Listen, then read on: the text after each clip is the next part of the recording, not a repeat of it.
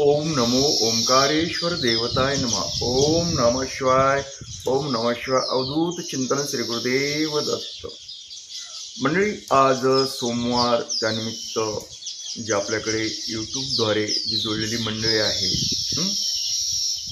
त्यांची पूजा अभिषेक करण्यात आले। त्यात जी नियमितपणे आपल्याकडे पूजा अभिषेक साठी काही आपल्याकडे दक्षिणा वगैरे पाठवतात, त्यातील प्रमुख आहेत सौभाग्यवती सुकन्या शेखर चव्हाण बेळगाव, आणि सौभाग्यवती स्नेहलता महेश आयर इंग्लंड, आणि कुणाल आयर। पुन्हा नियमितपणे आपल्याला पूजा करण्यास सांगतात शांता केन, अरविंद खोपर्डे, अशा बरेच मंडळी की त्यांच्या पूजा असतात। आता नाव वगैरे टाईप न करण्याचं कारण म्हणजे डोळ्याच्या प्रॉब्लेममुळे मी नाव काही टाईप केले नाही, मी असंच सांगतो तुम्हाला।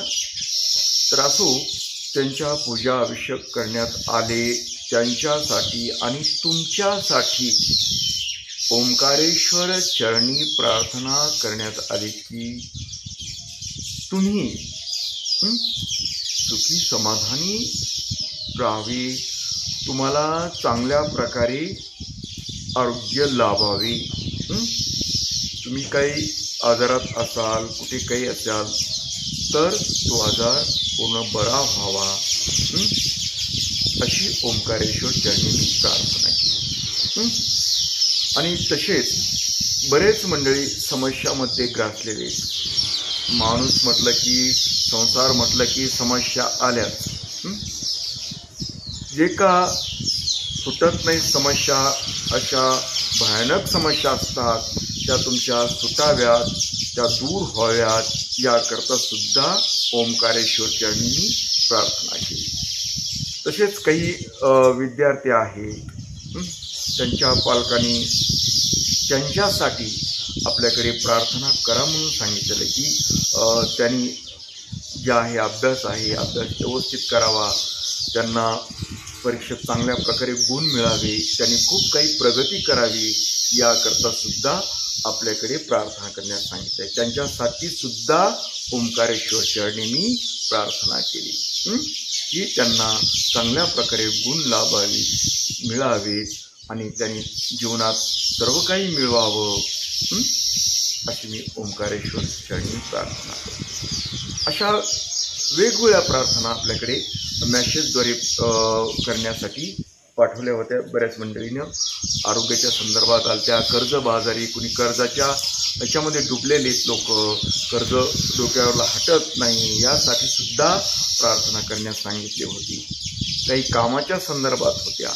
या सर्व प्रार्थना मी आज शंभूकडे केलेल्या आहेत, आणि तो शंभू तुमचं जी म्हणणं आहे, तुम्हाला जे हवं आहे ते नक्कीच तुम्हाला देणार आहे, अशी मला खात्री आहे। आणि परत एकदा तुम्ही सर्वांसाठी मी प्रार्थना करतो।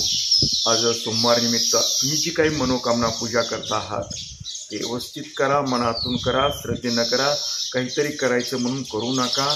नक्कीच तुमची मनोकामना पूर्ण होणारच आहे, यात शंका नाही, कारण नियमितपणे मला याशी मेसेज येतात, ज्यांची मनोकामना पूर्ण होते ते मला मेसेज करून सांगतात तुमचीही मनोकामना पूर्ण होणारच आहे। आणि तुम्ही सुद्धा मला एक ना एक दिवस तुम्ही मला सांगणार आहात की महाराज, आमची मनोकामना पूर्ण झालेली आहे, आमचाही अभिषेक करा म्हणून। तर असो, याबरोबरच आजचा हा कार्यक्रम इथेच थांबूया आणि परत भेटूया उद्या सकाळी याच वेळी आणि याच ठिकाणी। तोपर्यंत मंडळी, ओम नमः शिवाय, जय हिंद, जय भारत, सुखी राहा आणि समाधानी।